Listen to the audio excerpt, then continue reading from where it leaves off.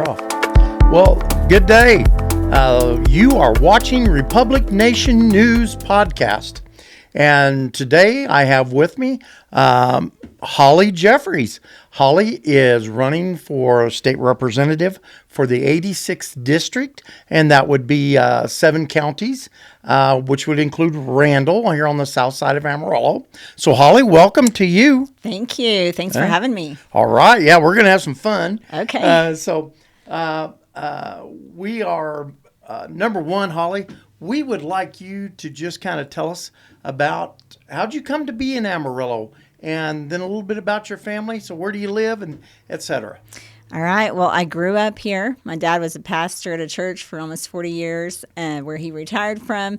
And so we moved up here from Sweetwater, and he pastored there. I went to school here, went to WT, got my bachelor's and master's there, got my doctorate from University of Texas in Houston at the Medical Center. By trade, I'm a nurse practitioner. I'm family practice and psychiatric, and my specialty has always been rural health. Married my husband. My husband came here to go to WT, but I met him at church. And so we've been married 33 years. We have 4 kids. They're grown. Wow. 33 years. That's in this day and age, that's a big accomplishment. Congratulations. Thank you. Yeah, it's great. 4 kids, grown, and they're all married. That happened this last year. We got them all married off, so that's great. So now you have any grandkids yet? 7 grandkids. Woo-hoo. And 2 on the way. Yep. All right. Yes. All right. I've got those too, and I love them to death. Yes. That's great. So married, and so how long have you lived in the community? Since graduation from WT? Oh, no, I've been here since I was 5. Since you were 5 years old? Yep. Been in the Amarillo, lived in the Amarillo city or in Amarillo. thereabouts? Yes. But now you live over towards Bushland. I do. I live out in the country. I still have an Amarillo address, but it's in Bushland. Yeah, okay. Yeah, that's All where. right. Yeah. And I hear you're pretty busy over at Bushland, too. I hear you're kind of involved in public school systems over there. Tell us about that. Yeah, so I've been on the school board over there about 13 years. 10 of those I've been the president of the school board. It is a great district. All 4 of my kids grew up there and graduated from there. And that was part of my being involved in the community, is just making sure the district, gets A pluses in all our things. It's a wonderful district. And so I am now no longer on the school board, but just because my kids are out of the district. But there for a short stint, you did serve as the president of the school board. For about 10 years. Yeah, 10 years. Yeah. Okay. So, yeah, a short stint. So you've heard and seen it all, because schools are a hot topic wherever you go. Yes. And there never seems to be a cut and dried answer, but people keep working toward improving things and making it better. But tell us a little bit about your background in medicine. Okay, field. For sure. So I was a nurse in the hospital back when St. Anthony's was downtown, and then I worked ER for a long time when I first came out, went back to school, became a nurse practitioner, and once I became a nurse practitioner, I worked in rural health. So I have clinics. That's my business. I've had my business for about 20 years, and I have clinics in counties that have no other access to care. So no hospitals in our counties, no other clinics. We are the primary care and the mental health care facilities for those counties. So and you supervise those or oversee those? Yep, I oversee those. I see patients myself still, and we have 4 of those clinics. My goodness. Yeah. Well, thank you for doing that. I grew up in a very rural community, and so we closed down our hospital shortly after I was born. I don't know if there's a connection, but anyway, it stayed open long enough for my birth. But a lot of them got closed down in the 60s and 70s. They were old district hospitals in counties. And, it was hard to find doctors, hard to find nurses, and the care was, behind the age. And so a lot of them just consolidated into regional hospitals or did something, but it was gone. There was no health care whatsoever, no clinics or anything in our community. And so if you were fortunate enough to find a doctor, then hours were very restricted. And so it was just a kind of a transition to the great medicine we have today. But thank you for finding that that route to improve those communities. It's greatly appreciated because, like me and many of you out there listening, you have relatives, grandparents, extended family still left in those rural communities, and we're very appreciative of them having access locally. So that's a big deal. But I'd like to ask you, now that we know you worked on school board, we know you're involved in the medical zones. Tell us a little bit about what you have in mind, because you want to represent the whole 86th district. So that means education, healthcare, agriculture, which is my deal, agriculture, industry, water. Water's on everybody's lips these days, about how to care for water and be a good steward of our water resources. But in addition, before we kind of give you the full reign here, you've also been involved in Austin in some way. Tell us about that. What do you do in Austin? Yeah. So I've had that business for 20 years working on healthcare and such. And so when you live in a rural community, you wear lots of hats. So, right. We end up working with education systems and the justice systems, and let alone the healthcare system, right? So I always say, as a nurse, I really have advocated for patients, right? And then when you start working in communities and doing rural health, now you're advocating for the entire community. And when you do that, you find barriers that need addressed. And so over the years, finding those barriers, needing to address those. Sometimes you can take care of them locally, and if you can, that's great. But a lot of times they end up migrating up to the state level. And so then I started working with like Representative Price and John Smithy and in things that we needed in our region. And so been testifying in both the House and the Senate for a long time. I've been on the Lieutenant Governor's Health Advisory Board since 2015, since he started. And then this last session, the governor appointed me to the Healthcare Workforce Shortage Task Force, which is a full mouth's worth. And I've also been advisory to the Texas Board of Nursing. So lots of things in Austin that really involved this region. So you represented those interests in rural America. Correct. In Austin, and working with Representative Price, who used to be the old 87th District rep, and then John Smithy, who is now the retiring. He'll retire in this election. But you got to work with both of them down in Austin. So you're used to going to Austin. You know your way around. Yes, sir. Know my way around. Been there lots of times. Yes. Yes. Yeah. Well, very good. So with those interests, representing so many different interests, I think what a lot of voters would like to know is the 80s taking on the state representative position. I have a great appreciation for it because it's a lot of time. And for those of you out there who have never been an elected official, it's a lot of customer service. Because you're representing the people. So you've got to talk to people, listen to people, contemplate their issue, their problem. You have to constantly be thinking through that. And then you're getting more contacts, new contacts, new issues. But tell us a little bit of what you hope to do or what your goals are in going to Austin should you be elected. What kind of drives you, or what do you feel is kind of your goal or your horizon down there? Yeah, well, the Texas Panhandle is so great. We have great people. It's about the people. I've done service industry my whole life. That's what I've done, is represent people, find a problem.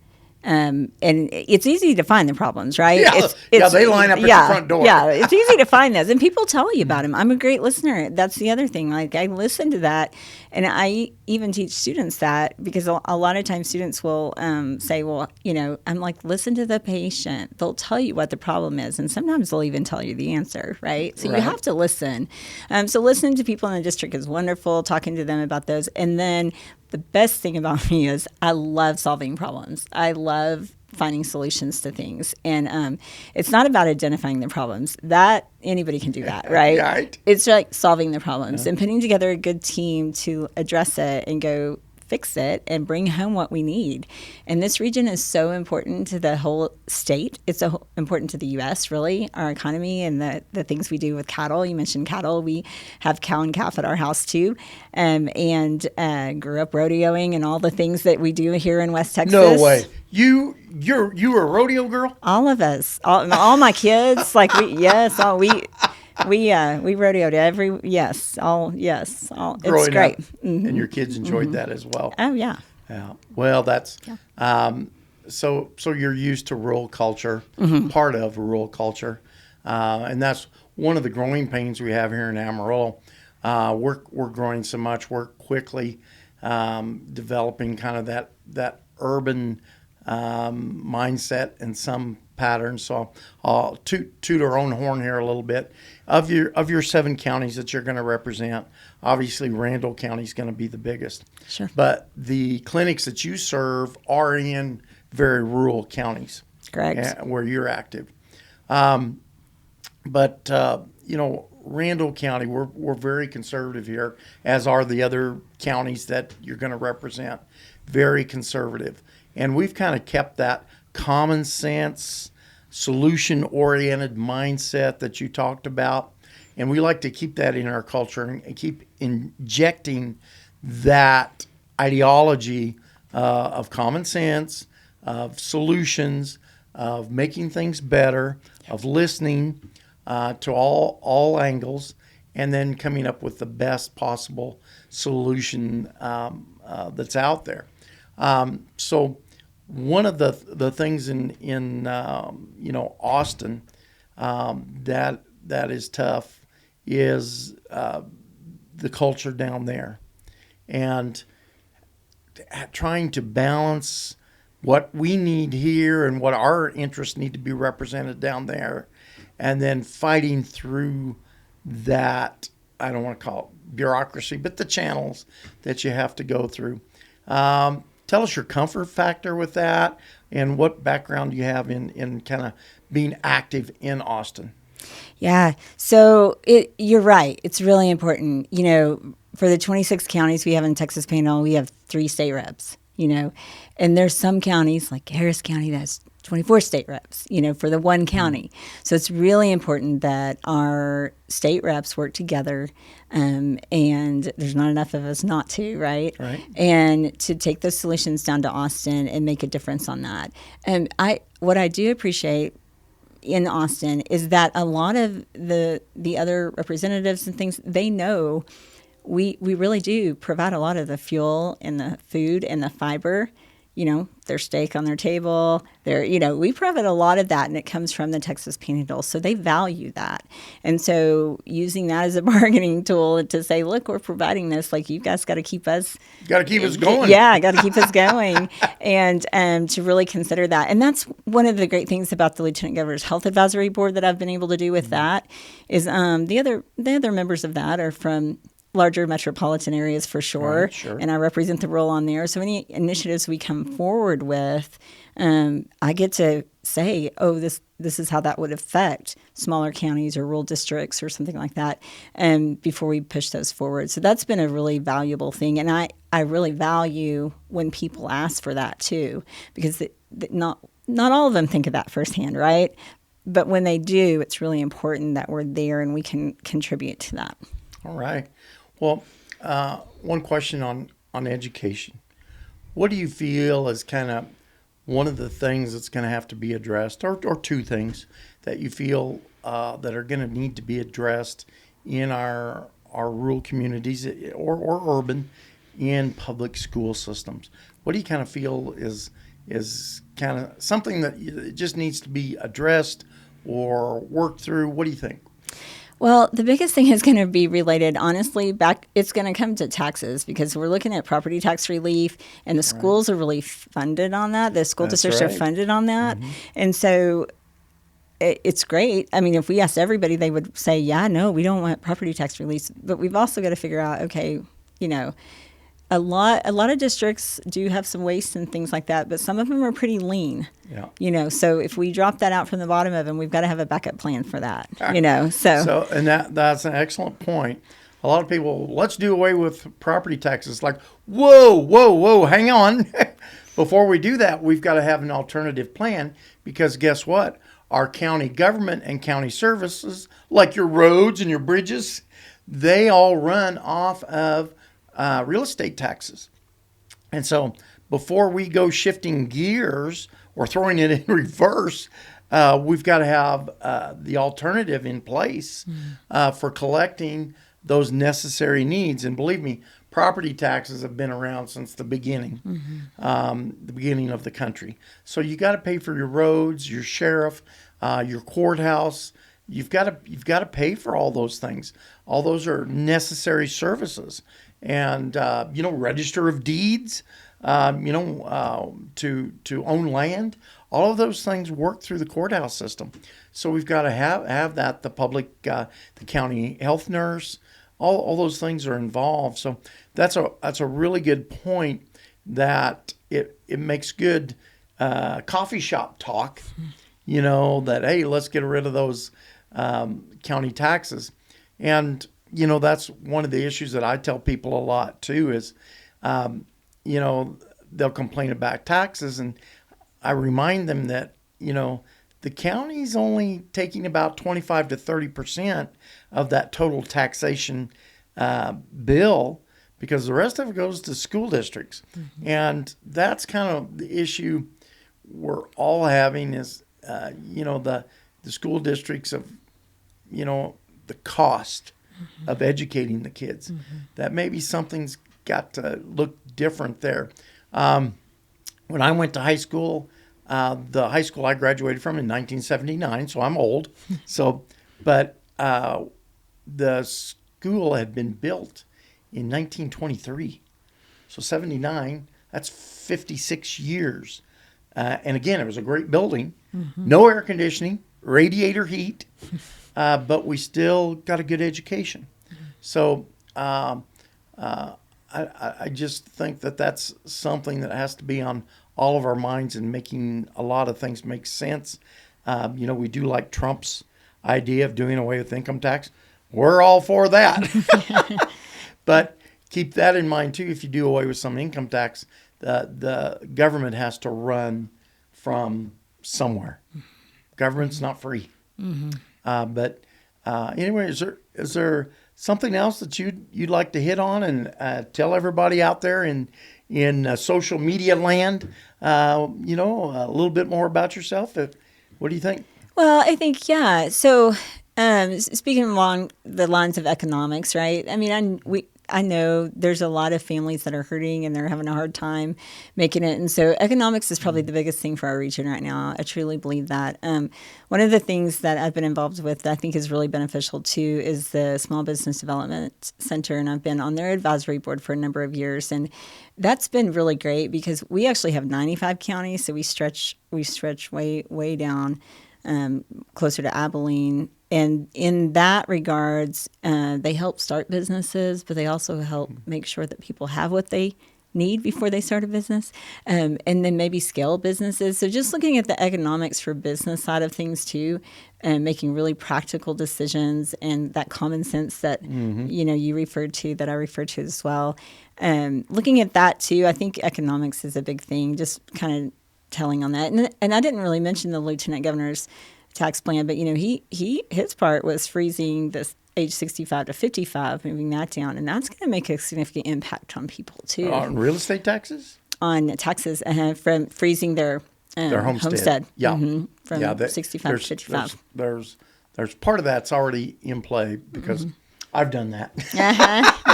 Yeah. So maybe they're going to change it and make it a little bit younger or a little more lucrative. Yeah. That's on the table. But yeah, that is an issue with people that have reached retirement age. If we have a good economy and real estate prices keep going up because of this good economy, good demand, and you're on a set income as a retired person, then you've got to pay more and more taxes, although you're not earning any more income Correct. because you're just at that age. Yeah. So it is a good plan. It's a good idea that it's just set in place.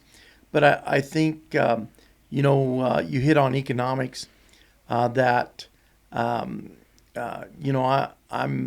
for growth, the right kind of growth that makes sense. Again, the common sense.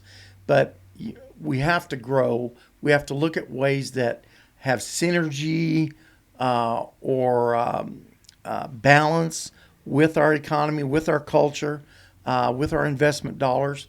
I think we've got to have that, but we have to like growth, and that is very important. Now, the ideas to fill that desire come from all different directions, but we have to like growth. And as I get older, I like change less and less. So I have to remind myself that no, you got kids and grandkids, and so they have to participate in that growth. But Holly, it's been great to have you in here today. Thank you. And we've enjoyed getting to know you a little better. Thank you. And know your background. And so we look forward to seeing you out on the campaign trail. And Holly, is there anything else you want to talk to the folks about? Yeah, I would say that, first of all, thanks for having me.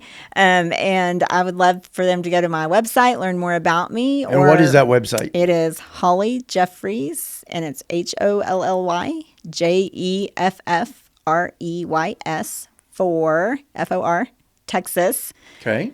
.com. They can go to there and learn a little bit more about me and reach out to me if they have any questions. I'd be happy to talk to them and visit with them if I haven't met with them yet. And I would just say I would love your support. Voting is early voting starts February 17th through the 27th, and then the primary date is March the 3rd.